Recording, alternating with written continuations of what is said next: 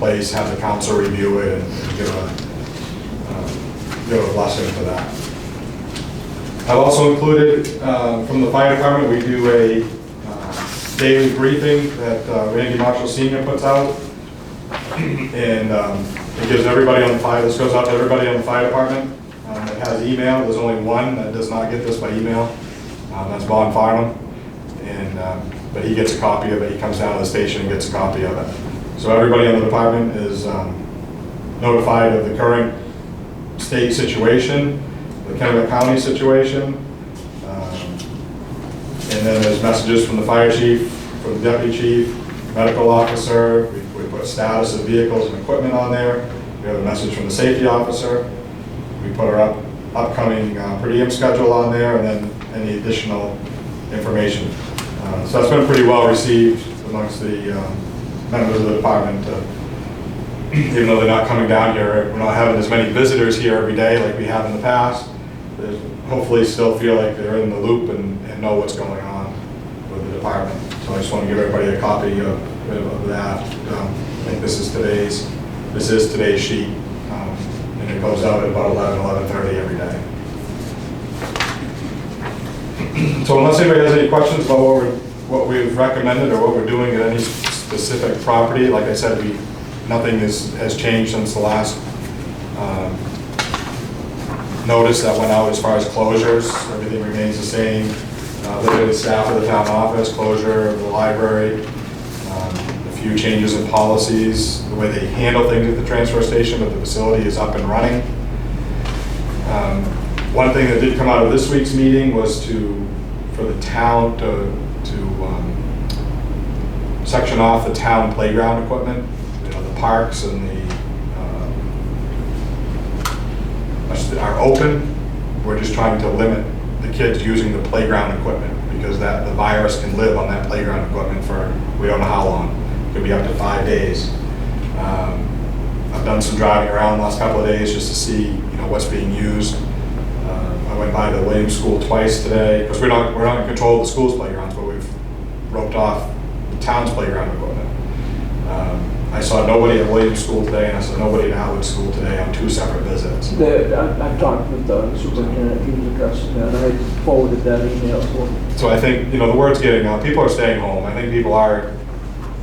I think this is starting to sink in that we need to stay home so this will pass. There were people at the I'm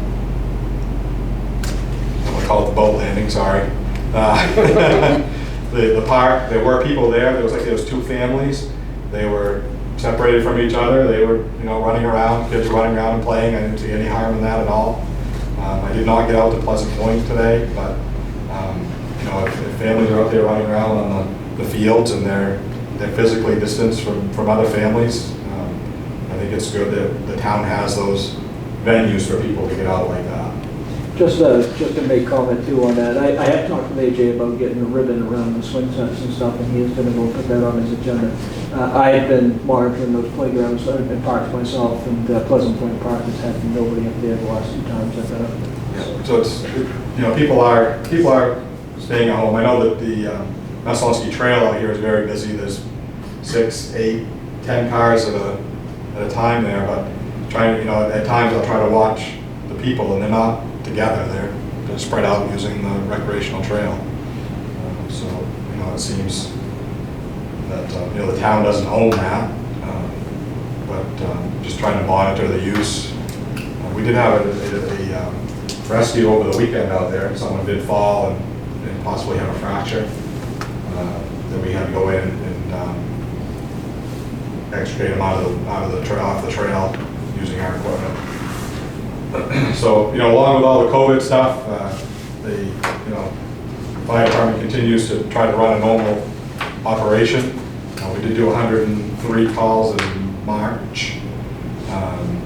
Towards the end of March, calls were slowing down, and it slowed down a little bit here at the beginning of April on the EMS side. I think people are even scared of going to the hospital.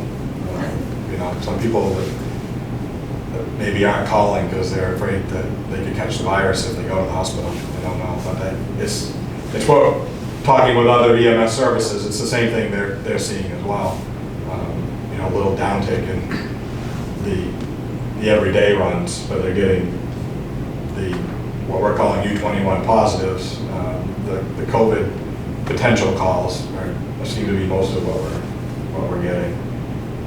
So that's a little update on that. Welcome any questions anybody has. The only thing that we mentioned, Gary, in the task force meeting is maybe that if you could maybe attend one of those, just so that we have your presence. I understand it's another thing on your table, but it's just good to bounce something off you real quick rather than third partying or you doing something that we don't know and we're thinking about it. You do understand why it's separate but rated by self from the I committee. do not know why you don't separate yourself. That's not the model that's being practiced out there with town managers being part of it. It's kind of an oversight type deal. And, you know, the other issue is, it is a time constraint deal with what's going on, but I will attempt to sit in on one of those once in a while. Even if you're talking to the chief back and forth on topics about the agenda, then maybe we're not doing two things at the same time. Like sending an email to Carl Gartley, we were talking about it when it got launched. It's like, if we'd have known. And I can do that. It didn't take a lot of effort to talk about it, though, did it? We can, I can send you the agenda prior to the meeting. Yeah, that would be And then if you have any comments, because I haven't been doing that, so I can do that. Send a copy of the agenda to you. Great. So that, you know, there may be something you want to add to it Yeah. as well. So. Yeah, no, that's good. Yeah, it goes just goes a piece of information back and forth. Have you been sending it out to everybody, the agenda? You just, no. Good idea. No, so Yeah. usually I throw it together at the last minute, Yeah, so I this know. might get me to do it a little sooner. No. I kind of keep notes of things we need to talk about, then before the meeting I'll jot them down. Perfect. So I'll try to do that so that. Yeah, okay. Yep, very good. You want to talk about your boat while you got the floor? Sure. The Firefighters Association purchased Belgrade's old rescue boat. They got a sum of money left to them and they purchased a brand new boat. And so we purchased their used boat, and it's a 16-foot Wahoo 1650 model with a center console, 60 horsepower, 4-stroke Mercury engine. Gives us a little more working space, a little more power than our current boat that's, we determined we got in 1996, so that has a little age on it as well. It's in good shape, but it has some age on it. We're making some upgrades to the boat. We're doing some minor repairs, and we're having it wrapped, so it'll have Oakland fire on it, and it'll look really sharp. We hope to have that up and going in the next couple of weeks, and as normal, when the association buys something, we then present it to the town as a piece of equipment, so we need a council approval to accept that from the association into the town's fleet, and then we would look at, I would talk with Gary, he's had some success selling equipment, and we can look at selling the current boat and motor and trailer. So we're going to need a motion to accept this, unless you have any questions on it. I'd make a motion, we accept it. Mr. Oldfield, no? We can wait for a second. I had a question. Sure. The upkeep of the boat, we already have money budgeted for the other boat, I assume, the old boat. It's not a lot of, we don't budget a lot for that, especially the old boat doesn't have, it's got a 16 horsepower outboard. This is an outboard as well. So it would just be, we seasonalize and put in service ourselves. So basically the same amount of money probably. It's the same amount. It would be, just like anything, if there's a breakdown, but as far as annual maintenance, it's something that just like the old boat, it's just a little bigger engine, we would do that work ourselves. Motion made, do we have a second? Second by Ms. Wilman, all in favor? Perfect.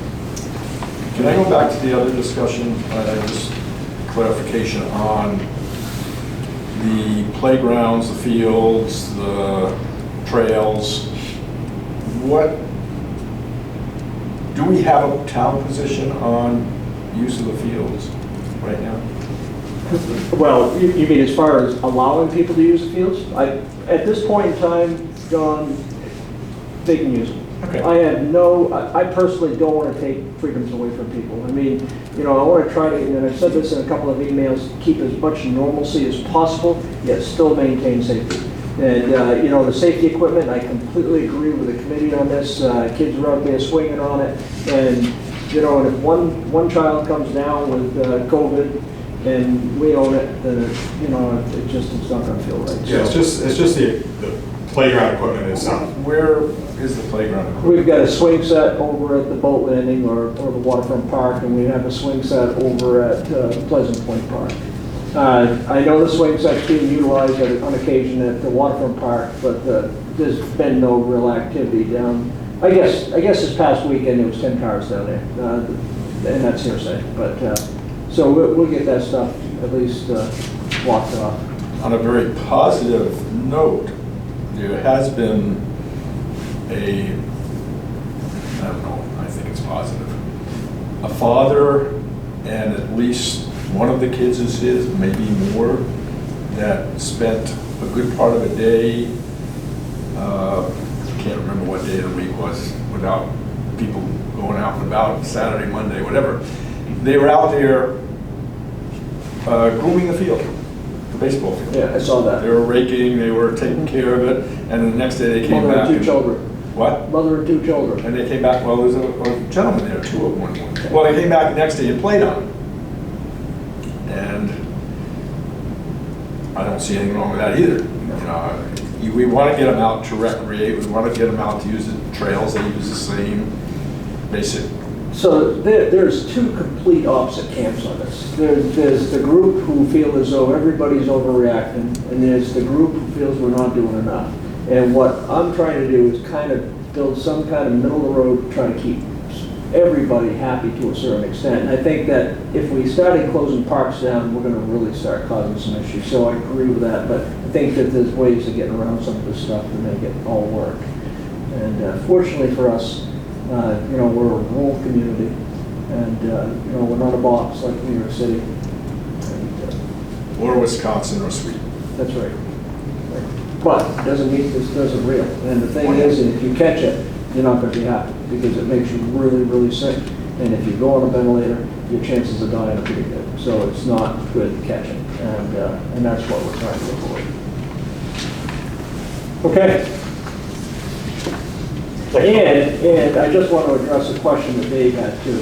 I have removed myself from this COVID-19 committee for a couple of reasons. One, and I just mentioned it to Dave, is that this is not the model that seems to be working with other communities. The town manager is not part of that. The other thing is that by me sitting in these meetings impacts the authority that our chairperson would have in that committee. So we'd end up, there's been a couple of conflicts out of it, and I thought that it might be better to let the committee do their good work and for me to review that work and make an outside decision on whether, and 99.9% of the time, I've agreed with everything they've done.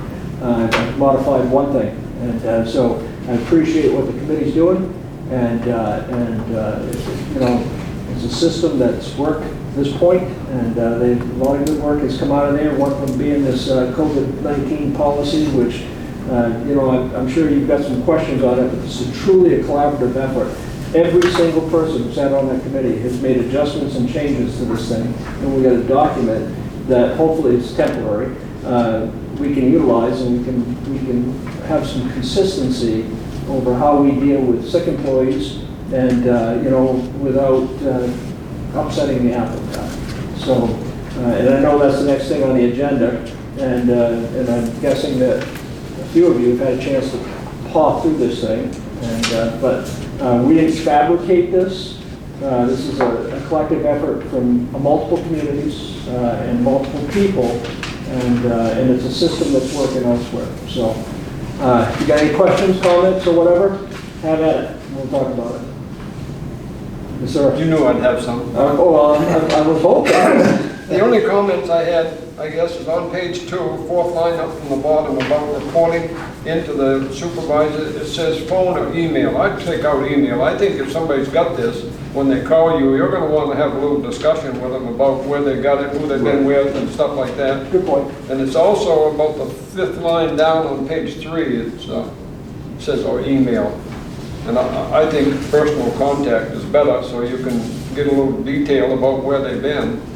I have 3 of the committee members sitting in there. Are you people okay with that? Get rid of the email, use the phone? Sounds fine to me, yeah. Done.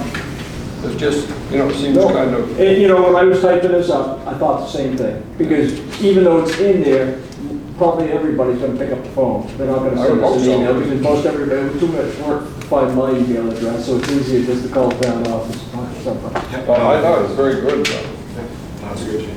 to have a policy that explains As far what as you plan to do. getting it out to the employees, every employee will have a copy of this policy if you approve of it in the next paycheck, so.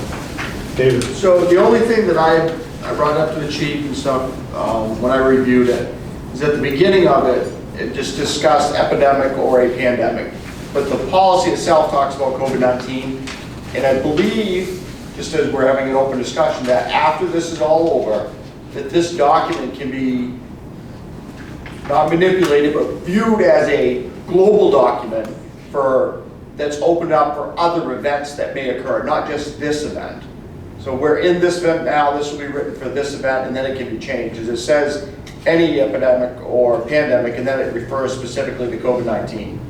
So we could change this if something else were to come across in a year. It could adjust it. I guess I would reinforce that and say, should we have a policy that is not called a COVID-19 policy, but some sort of name that contains other things? This talks about the flu in here. If somebody has the flu, this is the responsibilities they have, which I'm not disagreeing with, but that's not part of COVID-19. So I think I'd rather have a general policy that we can also change as need requires, but not to just call it a COVID-19 policy. Can I